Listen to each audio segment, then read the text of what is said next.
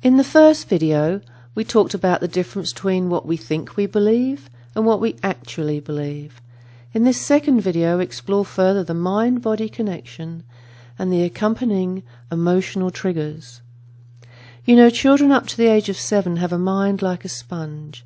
Their subconscious mind literally records everything as being true, like what's said in TV programs, seen on advertisements, how their parents behave, their parents' beliefs, and how that child is treated. Beliefs formed through an emotional event. Children not only absorb the belief, but the fear generated from that particular event. Both are instilled in their subconscious mind. For example, when a child witnesses their parents arguing over money, they can become very fearful of what may happen between mum and dad. Will they split up? Will they hurt one another?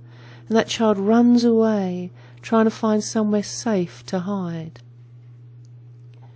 That child, now an adult, also struggling to pay their bills, wonders why they feel inadequate, despairing of what may happen to them. That old, long-forgotten, buried emotion from childhood has been triggered by this event. Those same fearful feelings are now being experienced in their physical body as anxiety, stress, and worry. The subconscious mind has taken over. Subconscious emotions hijack your freedom of choice, binding you in invisible chains that may keep you in a dead-end job, for example, but you know it will pay the bills, even though it may be sucking the very life out of you.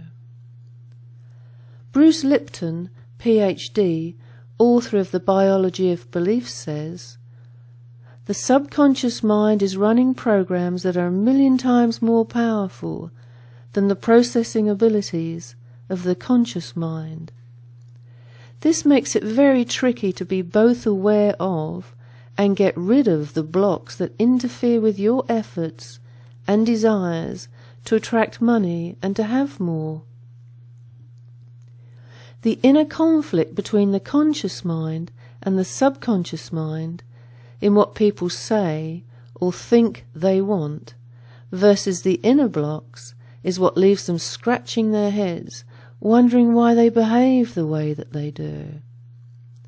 They may wonder why they procrastinate on the very actions that would make them more money, or they totally avoid setting goals, or they puzzle over why the thought of asking for a raise or increasing their fees, getting paid for their talent, fills them with fear, shame, or guilt.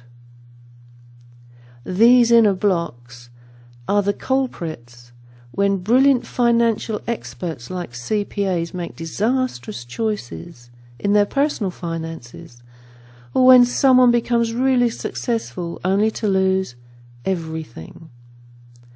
Now, the good news is these beliefs and behaviours can be dissolved permanently and replaced with much more empowering, wealth-creating beliefs. And this is what we'll talk about in the third and final video. How do I dissolve these limiting beliefs and create new positive beliefs? But before we go, here's 2 special tips which you can implement straight away to start creating positive change. Pay your bills with a smile, knowing that you are keeping someone in a job. Try it. Notice the difference in how you feel. The second one, notice when you feel an emotional response about money, be it anger, sadness, shame, guilt, or feelings of failure. Write them down. Write them all down. Your feelings, what was said at the time, and begin to observe your reactions. Becoming the observer, the watcher, is the first step to incredible change, which allows new beliefs to replace the old. What you don't see, what you don't know, cannot be cleared.